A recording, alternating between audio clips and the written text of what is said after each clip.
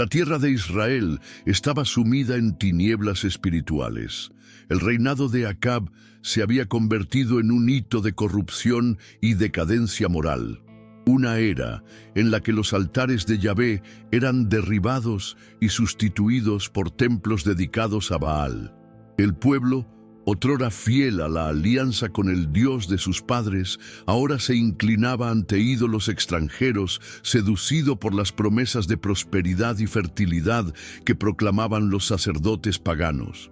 Pero la idolatría no vino únicamente como una influencia externa, fue impuesta con brutalidad. Jezabel, la esposa fenicia de Acab, no era solo una reina influyente. Era la gran patrocinadora del culto a Baal y a Asera. Bajo su mando, cientos de profetas del Dios de Israel fueron perseguidos y muertos. El miedo se extendía entre los fieles y muchos se escondieron en cuevas o huyeron a tierras lejanas, mientras los falsos profetas se multiplicaban en los montes y colinas. En Samaria, el palacio real resplandecía en oro y mármol, pero su fundación se edificaba sobre la sangre de los inocentes. Los sacerdotes de Baal, ataviados con vestiduras exuberantes, realizaban rituales diarios, quemando incienso y sacrificando animales, mientras la voz del Dios verdadero parecía silenciosa. Y fue en ese escenario de apostasía y opresión que surgió un hombre que cambiaría la historia de Israel. Él no provenía de una línea real, no ocupaba una posición elevada ni portaba riquezas. Su nombre era Elías y venía de un pueblo oscuro llamado Tisbe, en las montañas de Galaad. Un hombre rudo, de piel curtida por el sol, cabello despeinado y vestido con una túnica de pelo de camello ceñida por un cinturón de cuero en la cintura. Nadie sabía de dónde había venido exactamente, pero él portaba algo que ni Acab, ni Jezabel, ni todos los sacerdotes paganos podían desafiar. Una palabra que venía directamente del Dios de Israel. Entró en el palacio sin ceremonias, sin anunciar su llegada con trompetas o súplicas. Elías caminó entre las columnas esculpidas del salón real, sus pasos resonando sobre el suelo de piedra pulida. Guardias y criados lo observaban con curiosidad y desprecio, pues su apariencia rústica contrastaba con la opulencia de la corte. Acab, sentado en su trono adornado, lo miró con una mezcla de indiferencia y desconfianza. ¿Quién era ese hombre para dirigirse a él sin ser llamado?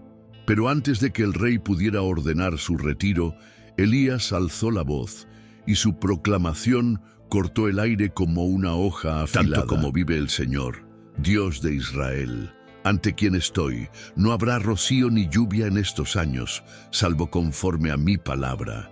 La declaración era directa, sin rodeos ni explicaciones. No era una petición ni un aviso, era un decreto. El salón cayó en silencio.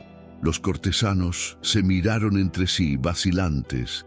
El rey, que hasta entonces había escuchado a los aduladores de su corte y a los encantadores de su esposa, nunca había sido confrontado de manera tan audaz.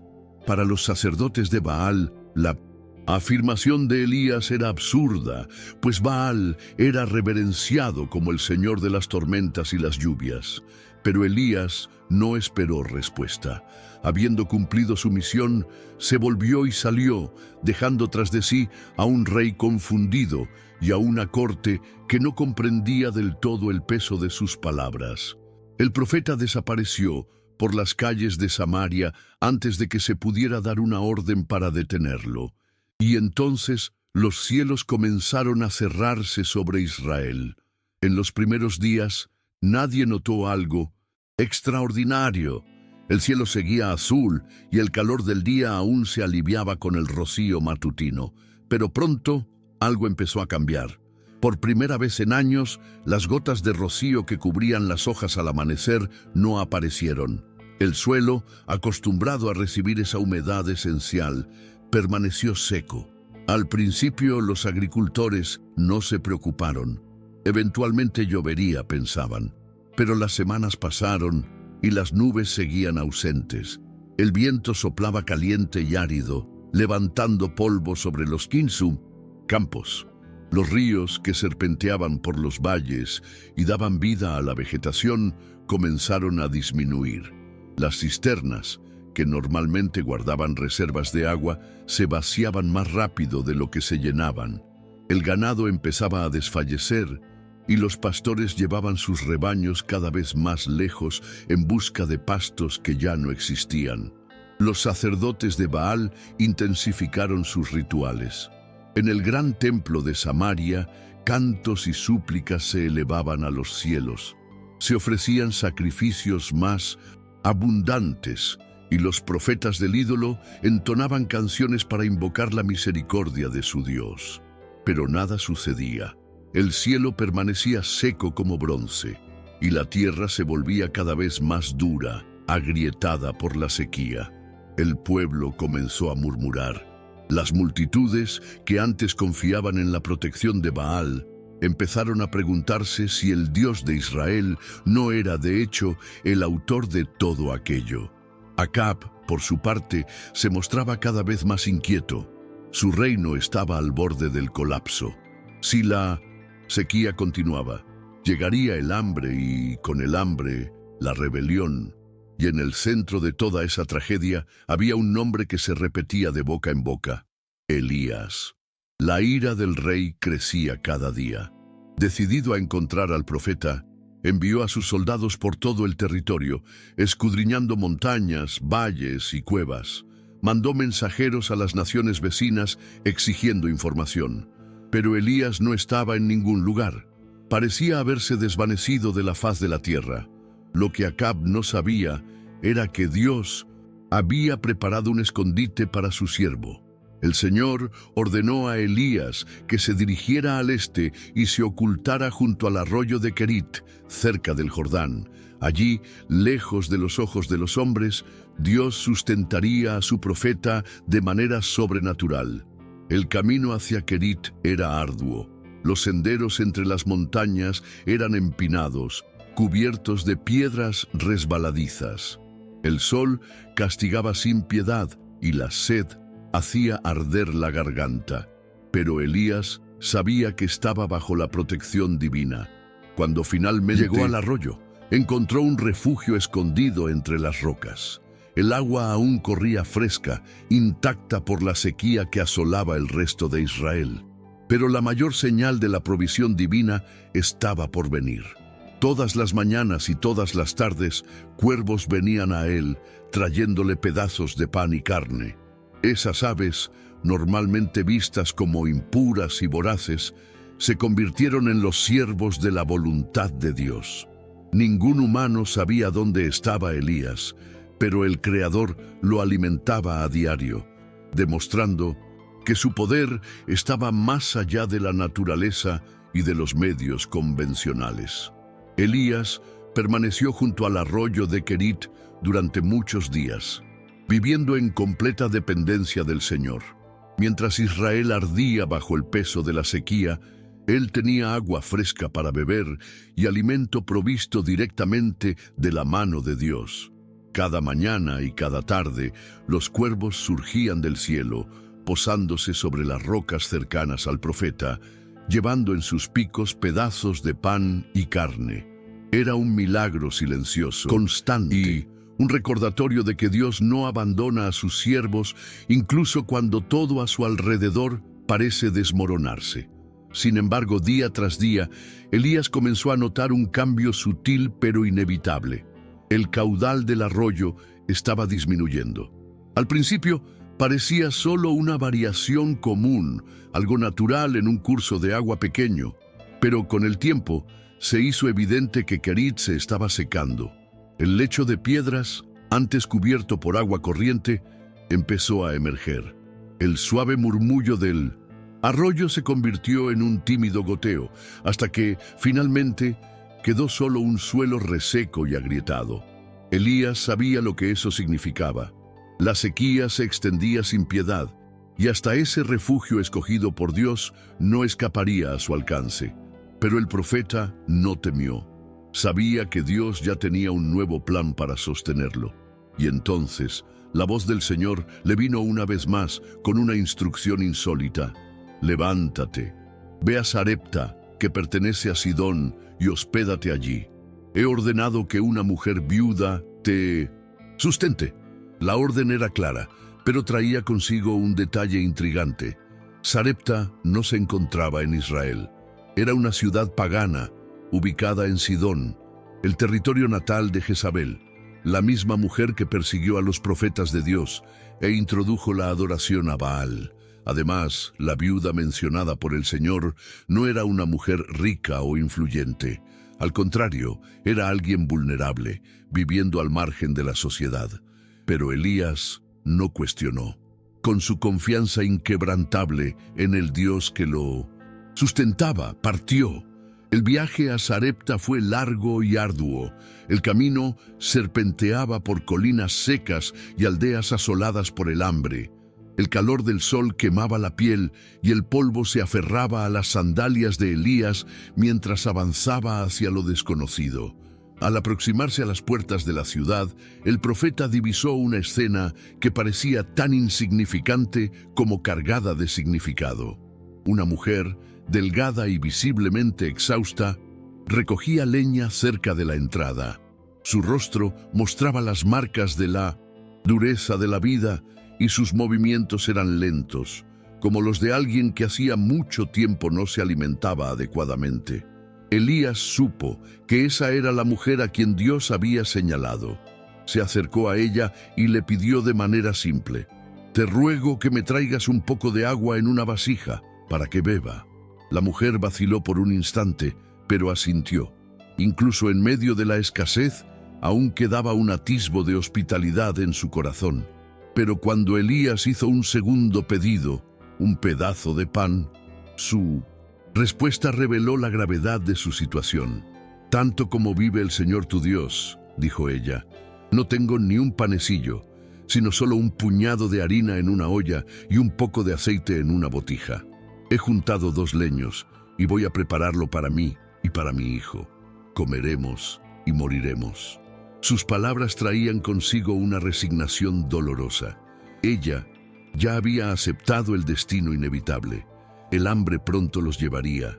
Pero Elías, con la misma convicción con la que había hablado ante Acab, le respondió: «No temas. Ve, haz lo que has dicho, pero hazme primero un pequeño pan y tráemelo. Luego harás para ti y para tu hijo. Porque así dice el Señor, Dios de Israel: la harina de la olla no se acabará, y el aceite de la botija no faltará, hasta el día en que el Señor haga llover sobre la tierra». La mujer miró a Elías. Había en él algo en su voz, en su presencia, que le impidió rechazarle. Contra toda lógica, contra el instinto de supervivencia que la impulsaba a aferrarse a lo poco que tenía, eligió confiar. Entró en su casa, preparó el pan y al ofrecérselo primero al profeta, selló un acto de fe que cambiaría su vida para siempre. Y entonces el milagro sucedió. La harina en la olla nunca se agotó. El aceite en la botija nunca se secó. Día tras día, la mujer y su hijo tuvieron alimento sobre la mesa, incluso cuando alrededor todos morían de hambre. Dios, que había enviado cuervos para alimentar a Elías en el desierto, ahora sustentaba a una mujer extranjera y a su niño, demostrando que su poder y su gracia no estaban limitados a Israel. El tiempo pasó y la casa de aquella viuda se convirtió en un refugio, no solo para Elías, sino para la fe misma que ella comenzaba a desarrollar. Pero la prueba definitiva aún estaba por llegar. El hijo de aquella mujer, quien había sido salvado del hambre, enfermó repentinamente. Su estado empeoraba día a día, hasta que finalmente dejó de respirar. La mujer, desesperada, se volvió contra Elías, como si él fuera el responsable de ese golpe cruel. «¿Qué tengo yo contigo, hombre de Dios?», exclamó ella. «Has venido a mí para recordarme mi iniquidad y para quitarme a mi hijo». El luto y el dolor la cegaron, llevándola a creer que aquel profeta, que había traído vida a su casa, ahora se había convertido en un instrumento de juicio. Pero Elías no la reprendió. En silencio, tomó al niño en sus brazos, subió a su habitación y lo acostó en la cama. Luego, se postró sobre el cuerpo inerte del pequeño y clamó al Señor: «Oh Señor, mi Dios, te ruego que el alma de este niño vuelva a entrar en él». Repetía el gesto 3 veces, orando 3 veces, y entonces, como un soplo surgido de las entrañas de la eternidad, el pecho del niño se alzó, el espíritu regresó a su cuerpo, y la muerte fue vencida. Elías tomó al niño de la mano, bajó las escaleras y lo entregó a su madre. «¿Ves?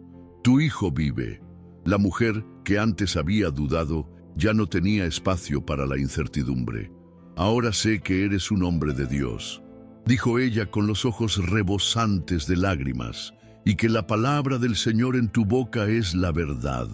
La sequía en Israel se había vuelto insoportable.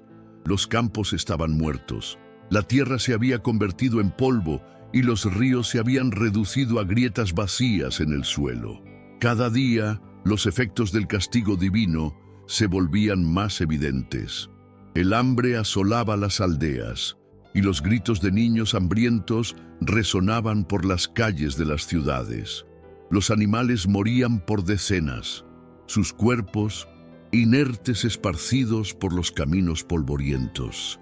En Samaria, Acab intentaba desesperadamente mantener el control de un reino que se deshacía ante sus ojos. Sus reservas de alimento aún sostenían a la nobleza y a los guerreros, pero los suministros se agotaban rápidamente. El rey observaba a su nación desfallecer, pero en lugar de humillarse, se volvía cada vez más iracundo. Veía el nombre de Elías murmurado entre los campesinos, como si ese profeta fuera el responsable de toda la calamidad. El Tusin. Odio ardía en su interior, inflamado por los sacerdotes de Baal, que se esforzaban por justificar su fracaso al no hacer volver la lluvia.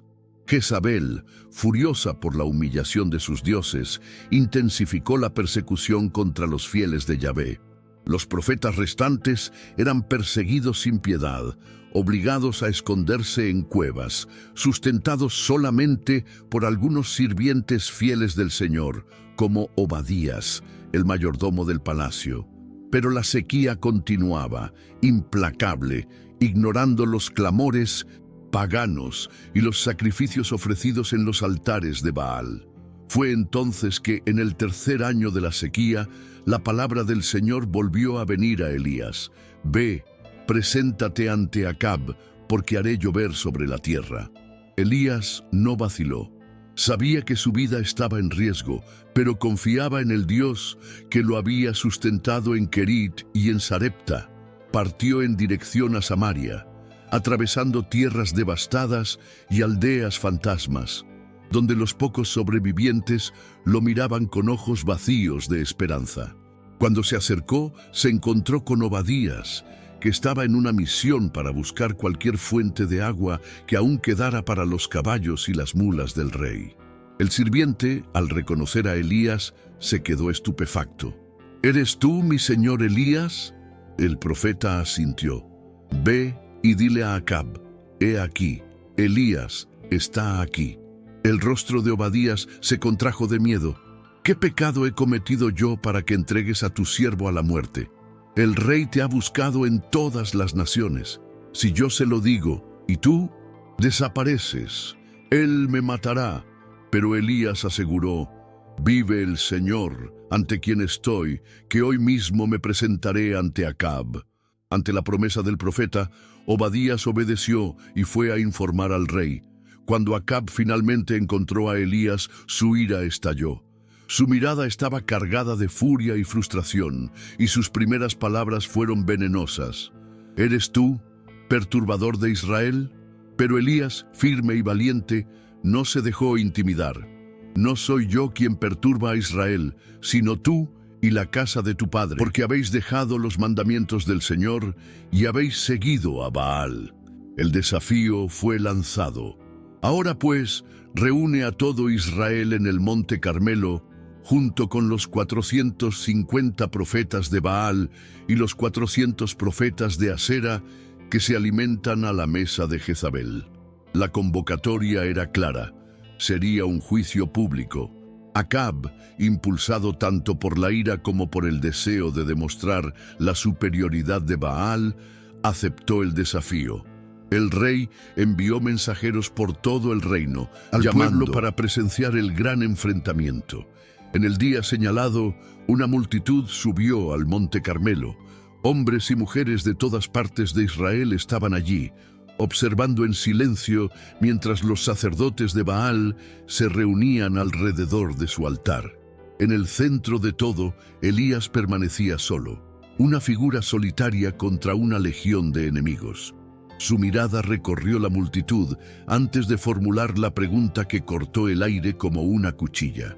¿Hasta cuándo vacilaréis entre dos pensamientos? Si el Señor es Dios, seguidlo, pero si es Baal, seguidlo. Pero el pueblo no respondió. El desafío fue establecido. Se sacrificarían 2 becerros, uno para Baal y otro para el Señor. Los sacerdotes de Baal invocarían a su Dios, y Elías invocaría a Yahvé.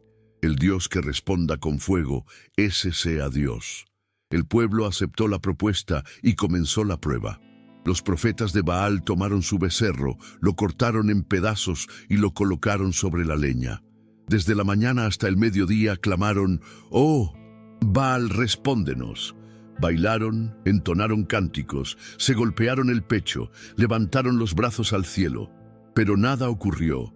El sol subía, abrasador, y ningún sonido provenía de las alturas. Ningún trueno, ningún rayo, ningún signo. Elías los observaba, y al mediodía comenzó a burlarse. «Clamad más fuerte. Tal vez esté meditando, o se haya retirado. Quizás esté dormido y necesite ser despertado». Desesperados, los sacerdotes gritaron aún más, se cortaron con cuchillos y lancetas, dejando que la sangre corriera por sus vestiduras. Pero todo fue en vano. Llegó la tarde y, aún así, no bajó ningún fuego. Entonces, Elías llamó al pueblo para que se acercara. Con calma y reverencia, empezó a restaurar el altar del Señor, que había sido destruido. Tomó 12 piedras, representando a las 12 tribus de Israel, y las colocó en orden. Cavó un surco alrededor del altar lo suficientemente grande para retener agua. Luego, preparó el sacrificio, cortó el becerro y lo colocó sobre la leña. Pero, entonces, hizo algo inesperado. «Llenad 4 tinajas de agua y derramad sobre el holocausto y sobre la leña». El pueblo murmuró: «Agua», en medio de la sequía, pero obedecieron. Él ordenó que lo hicieran una segunda y una tercera vez, hasta que el agua corriese y llenase el surco alrededor del altar. Ahora todo estaba listo. Elías alzó la mirada al cielo y oró: «Oh Señor, Dios de Abraham, Isaac e Israel, hazte presente hoy para que sepa este pueblo que tú, oh Señor, eres Dios, y que a su corazón hiciste volver». En ese mismo instante, el fuego del Señor descendió del cielo. No era un mero rayo o una llama común. Era un fuego celestial, sobrenatural, que consumió por completo el sacrificio, la leña, las piedras, el polvo e incluso el agua en el surco. El calor y el resplandor fueron tan intensos que el pueblo cayó de rodillas, con el rostro en la tierra, atónito y reverente. «El Señor es Dios. «El Señor es Dios», exclamaron. Elías, al ver la confesión de Israel, ordenó la voz y «Aprehended a los profetas de Baal, que ninguno de ellos escape». El pueblo, ahora consciente de la verdad, obedeció. Los falsos profetas fueron capturados y llevados al arroyo de Quizón, donde fueron ejecutados. La idolatría había quedado expuesta. Baal había sido silenciado. Yahvé había respondido con fuego. La victoria de Elías en el monte Carmelo no fue solo un triunfo sobre los falsos profetas de Baal, sino un momento decisivo en la historia de Israel. Durante 3 años, la sequía Había sido un castigo silencioso, un juicio que hizo que la tierra se desvaneciera y el pueblo sufriera. Pero ahora, ante la demostración innegable del poder de Yahvé, no quedaban dudas sobre quién gobernaba los cielos y la tierra. El pueblo, que antes vacilaba entre la lealtad al Dios de sus padres y los encantos del culto extranjero, se arrodilló, declarando al unísono: «El Señor es Dios, el Señor es Dios». El humo del altar consumido aún ascendía al cielo cuando Elías, con los ojos ardientes de fervor, ordenó que todos los profetas de Baal fueran capturados. Ninguno debía escapar. El pueblo, embargado por una mezcla de miedo y reverencia, obedeció sin dudar. Los sacerdotes paganos, que minutos antes clamaban histéricamente a un Dios que no respondía, ahora estaban a merced del juicio divino. Uno a uno, fueron llevados al arroyo de Quisom, donde encontraron el fin de su apostasía. La sangre de aquellos que habían engañado a Israel se mezcló con la tierra reseca. El peso de la justicia divina cayó sobre ellos sin misericordia, pues habían conducido al pueblo hacia la idolatría, habían manchado los altares de Baal con sacrificios prohibidos y habían perseguido y matado a los profetas del Señor. Ahora, el ciclo de destrucción se cerraba allí y la purificación de Israel comenzaba. Pero el juicio aún no había terminado. La sequía que asolaba la tierra tenía que acabar, pues ahora Israel había reconocido su error. Con la certeza de que Dios restauraría la nación, Elías subió nuevamente a la cima del Monte Carmelo. El cielo seguía tan azul e inflexible como antes, sin una sola nube a la vista, pero el profeta sabía que la misericordia del Señor ya estaba en marcha. Mientras Acab aún intentaba asimilar los acontecimientos del día, Elías se postró en el suelo, apoyando su rostro entre las rodillas en un gesto de total entrega. Oró.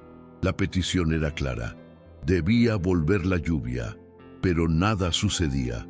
Elías llamó a su siervo y le dijo: «Sube ahora y mira hacia el lado del mar». El siervo obedeció, corrió hasta lo alto de la colina y observó el horizonte. Volvió con un informe desalentador. No hay nada. Elías no se desanimó. Volvió a orar. Enviaba al siervo nuevamente. Nada. La tercera vez, la cuarta, la quinta y la sexta, el siervo regresaba con la misma respuesta. El cielo seguía sin cambios. Pero Elías no dudó. Sabía que el tiempo de Dios no se mide con la impaciencia humana. Y así oró de nuevo, enviando a su siervo por séptima vez. Esta vez, cuando había algo diferente en su tono de voz. «He aquí, sube del mar una pequeña nube del tamaño de la mano de un hombre». Era todo lo que Elías necesitaba escuchar. Se levantó de inmediato, pues sabía que eso era el presagio de la tormenta venidera. Sin perder tiempo, Elías envió un mensaje a Acab: «Prepara tu carro y desciende para que la lluvia no te detenga». El rey, aún aturdido por lo sucedido en Carmelo, obedeció. Montó en su carruaje y partió hacia Jezreel, donde se encontraba el palacio real. Mientras tanto, los vientos comenzaron a soplar con más fuerza. La temperatura cambió. El aire, que antes era seco como ceniza, ahora traía humedad, un olor a tierra a punto de ser lavada. En el horizonte, la pequeña nube creció y creció. En cuestión de minutos, el cielo, antes un desierto de azul impenetrable, se transformó en un campo oscuro de nubes cargadas. Entonces, las primeras gotas cayeron, y después llegó la tormenta. La lluvia, que había estado ausente por 3 años, volvió con furia. Los ríos secos comenzaron a llenarse de nuevo. El polvo que cubría las ciudades se transformó en lodo. Los árboles se doblaron ante la fuerza del viento y del agua. La tierra bebía desesperadamente, como alguien que estuvo al borde de la muerte y finalmente recibía un trago de vida. Y mientras Acab corría en su carruaje, tratando de alcanzar la ciudad antes de que el camino se volviera intransitable, Elías fue tomado por una fuerza sobrenatural. El espíritu del Señor vino sobre él y comenzó a correr. Sus piernas se movían con una velocidad sobrehumana y, impulsado por el poder divino, adelantó al carruaje real, cubriendo kilómetros por delante de Acab, hasta llegar a las puertas de Jezreel. Pero mientras la lluvia restauraba la tierra, una nueva tormenta se formaba dentro del palacio. Jezabel, la mujer que había transformado a Israel en un centro de idolatría, no aceptaría la derrota sin resistencia. Cuando Acab llegó a Jezreel y le contó todo lo acontecido en Carmelo, cómo el fuego de Yahvé había consumido el sacrificio, cómo el pueblo se había vuelto hacia Dios, cómo los profetas de Baal habían sido asesinados, ella se enfureció. Sus ojos ardían de odio. Baal no era solo una religión para ella, era su identidad, su poder, su razón para estar en el trono. Y ahora, Elías había desafiado todo eso, destruyendo su dominio sobre Israel. Sin titubear, envió un mensajero con una amenaza directa al profeta. Así me hagan los dioses. Y lo mismo a otro, si mañana a esta hora no hago contigo lo que hiciste con la vida de cada uno de mis profetas. Al recibir el mensaje, Elías sintió algo que no había sentido en mucho tiempo: miedo. El mismo hombre que había enfrentado a Acab sin temblar, que había desafiado a 850 profetas paganos en el Monte Carmelo, ahora era consumido por el terror de las palabras de una mujer. No esperó, huyó, corrió para salvar su vida, abandonando Jezreel y dirigiéndose hacia el desierto de Berseba, donde dejó atrás a su siervo y siguió solo. Caminó durante un día entero hasta que, exhausto, se desplomó bajo un enebro. El cansancio físico se mezclaba con el peso emocional de su misión. La sensación de victoria en Carmelo se había disipado ante la realidad de que el corazón de la nación aún estaba encadenado a las tinieblas. Incluso después del milagro del fuego y de la lluvia, Jezabel seguía firme en su propósito maligno. Elías, vencido por el desaliento, alzó su voz en una oración desesperada. «Basta, oh Señor, toma ahora mi vida, pues no soy mejor que mis padres». Y entonces, exhausto, se durmió.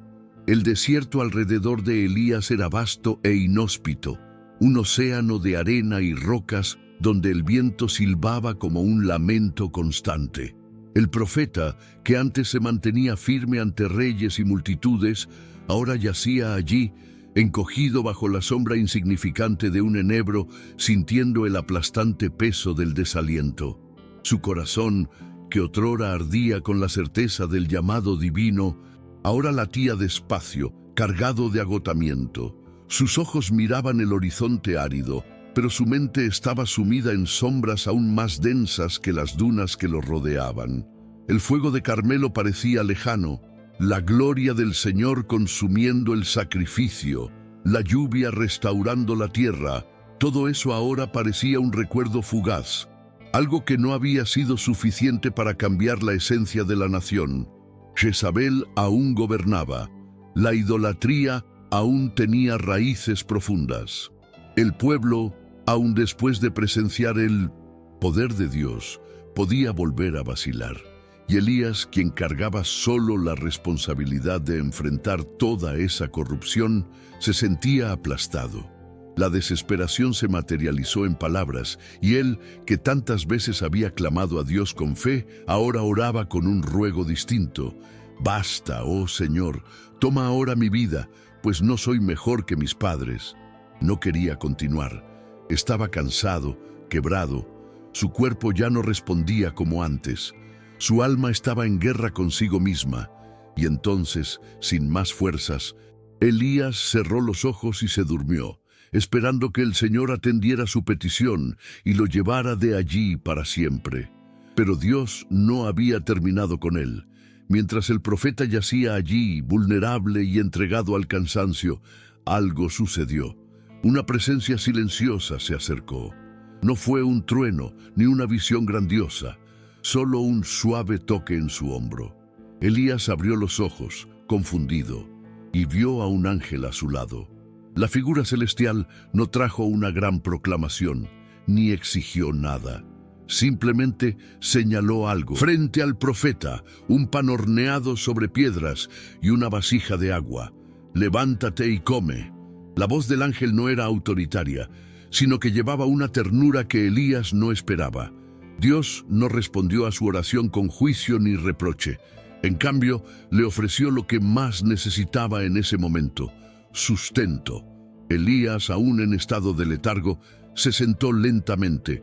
Sus dedos tocaron el pan caliente y al llevarlo a la boca sintió la suavidad y el sabor que solo podían provenir del cielo. El agua descendió por su garganta, restaurándole un poco de las fuerzas que creía haber perdido. Después de comer, volvió a recostarse, permitiéndose un momento más de descanso. Pero el camino aún no había terminado. El ángel lo tocó de nuevo, esta vez con un llamado más enfático. «Levántate y come, porque el camino te será demasiado largo». Elías no discutió. Comió nuevamente, y entonces sintió algo distinto en su interior, una nueva fuerza, algo que iba más allá de la nutrición física. El alimento no era una provisión directa de Dios, algo que lo sostendría de manera sobrenatural.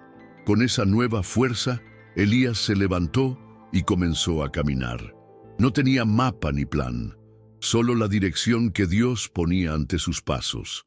Caminó durante 40 días y 40 noches, atravesando desiertos, valles y montañas, hasta que finalmente llegó al monte Horebe, el monte de Dios.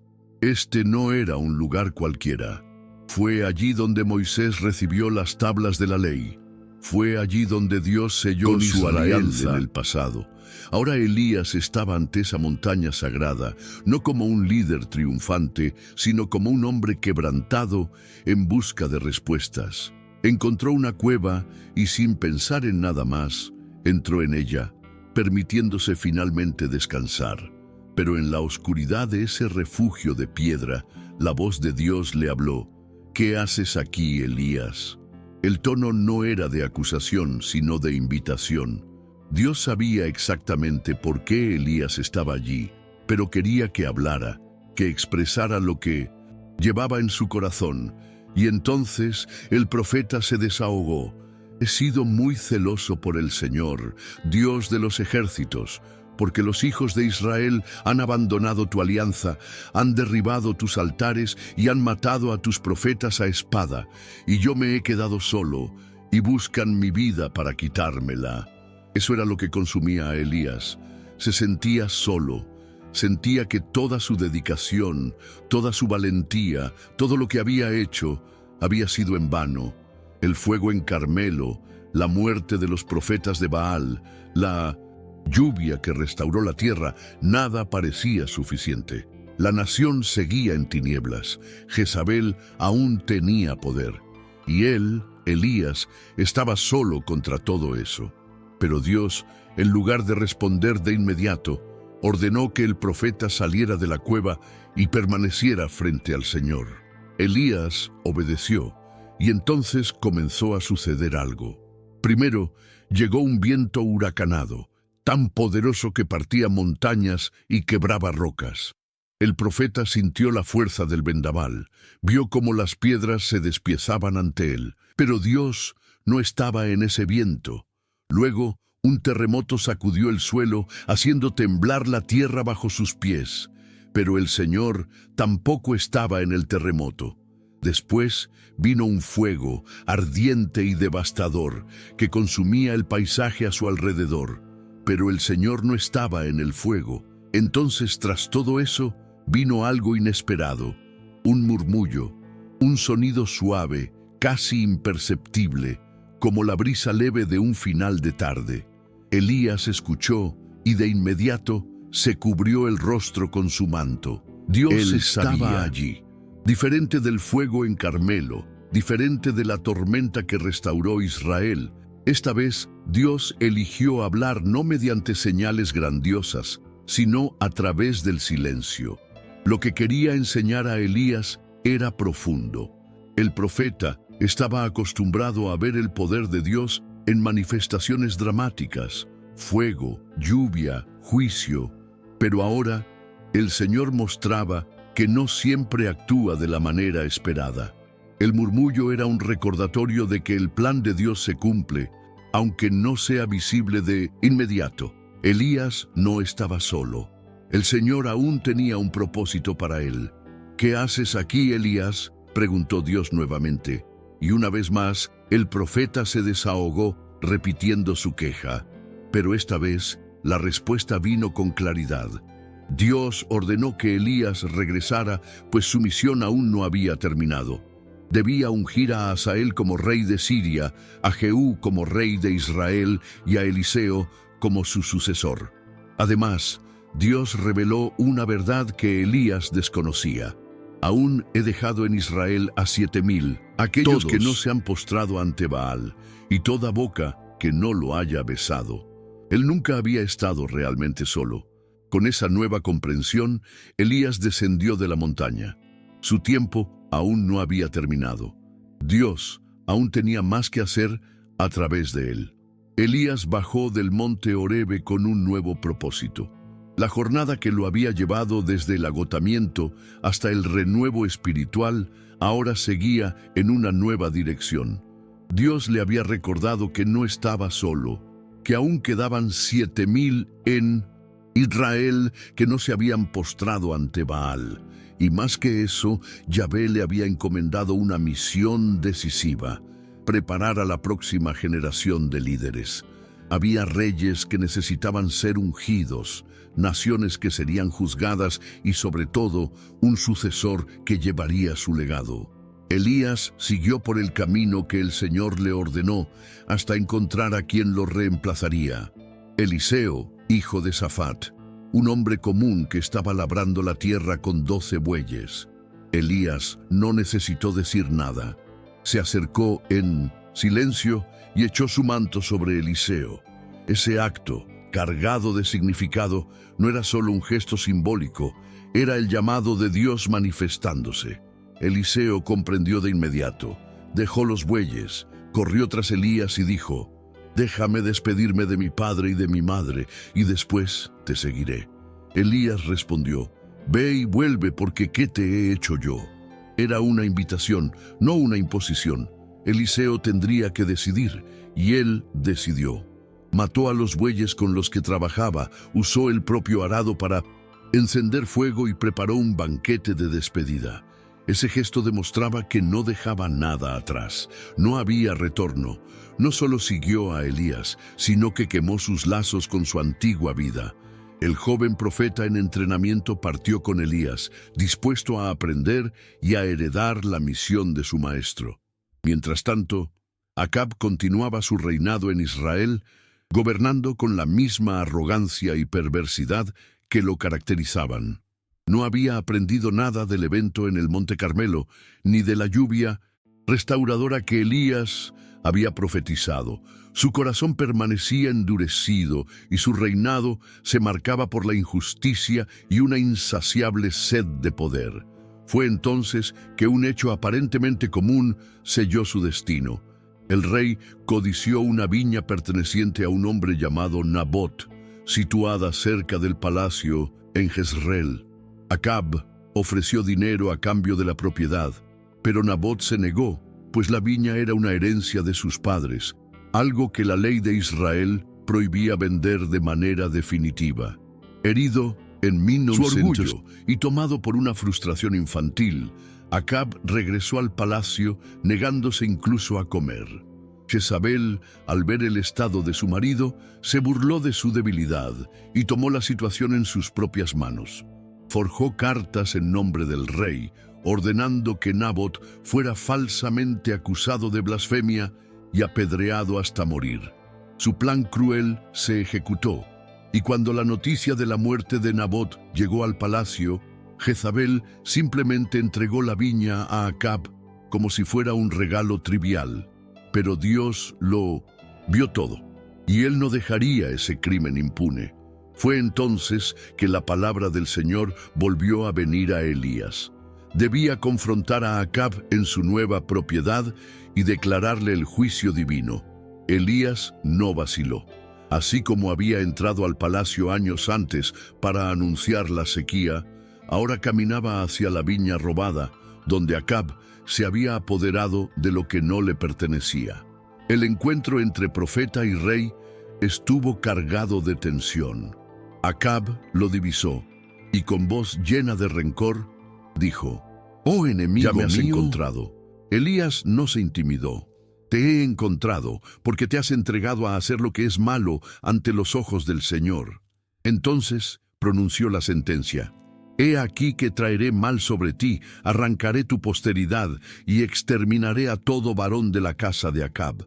Y para Jezabel la pena era aún más sombría. «Los perros se comerán a Jezabel junto al muro de Jezreel». Aquellas palabras no eran simples amenazas, eran decretos divinos. Acab quedó abatido. Por primera vez en años, el rey que se creía invencible sintió el peso de la condena de Dios. En un acto inesperado, rasgó sus vestiduras, se vistió de saco y ayunó, humillándose ante el Señor. Debido a ese gesto de arrepentimiento, Dios pospuso su destrucción completa para los días de su hijo, pero el fin de su linaje ya estaba sellado. El tiempo pasó y la guerra contra Siria se intensificó. Acab, creyendo que aún podía desafiar al destino, se alió con el rey Josafat de Judá para luchar contra Ramot Gilead. Antes de la batalla, consultaron a los profetas de la corte que, como siempre, solo decían lo que el rey quería oír: promesas de victoria. Pero Josafat pidió que consultaran a un verdadero profeta del Señor. Trajeron a Micaías, un hombre conocido por decir siempre la verdad, aunque fuera impopular. Cuando Micaías profetizó que Acab moriría en la batalla, el rey, en su arrogancia, se negó a escuchar y ordenó que encarcelaran al profeta. Confiado, Acab intentó engañar al destino, disfrazándose en la batalla mientras Josafat usaba vestiduras reales. Pero el juicio de Dios no podía evitarse. En medio del combate, un soldado enemigo disparó una flecha al azar, sin un blanco específico. Pero la flecha no fue azarosa. Guiada por la mano invisible del Señor, encontró la única brecha en la armadura de Acab. Herido mortalmente, el rey permaneció de pie en su carruaje hasta que la sangre empapó el fondo del vehículo. Al anochecer, murió. Su cuerpo fue llevado a Samaria, y al lavar su carruaje junto al tanque de Jezreel, los perros lamieron su sangre, cumpliendo exactamente la palabra de Elías. Pero aún quedaba Jezabel. Años después, la reina encontró su destino en manos de Jehú, el nuevo rey ungido para ejecutar el juicio de Dios. Cuando supo que Jehú había llegado a Jezreel, Jezabel, siempre altiva, se adornó y miró por la ventana del palacio, burlándose del nuevo rey. Pero Jehú, sin inmutarse, ordenó que sus sirvientes la arrojaran por la ventana. Su cuerpo cayó violentamente al suelo y su sangre salpicó los muros y a los caballos. Más tarde, cuando ordenaron enterrarla, casi nada quedó de ella. Los perros habían devorado su cuerpo, dejando solo el cráneo, los pies y las manos. Así se cumplió la palabra del Señor. Elías, que había sido testigo de tanto juicio como de misericordia, sabía que su tiempo en la tierra se acercaba a su fin. Pero su partida no sería común. Dios no permitiría que pasara por la muerte. Cierto día, mientras caminaba con Eliseo, surgió repentinamente un torbellino, y un carro de fuego con caballos llameantes los separó. Antes de que pudiera reaccionar, Elías fue llevado al cielo en un torbellino, desapareciendo de la vista de su discípulo. Eliseo rasgó sus vestiduras en señal de luto, pero al mirar al suelo, vio algo dejado atrás: el manto de Elías. La misión no había terminado. Dios aún trabajaba en Israel. El llamado de Elías ahora recaía sobre Eliseo, y la historia del Dios vivo continuaría escribiéndose.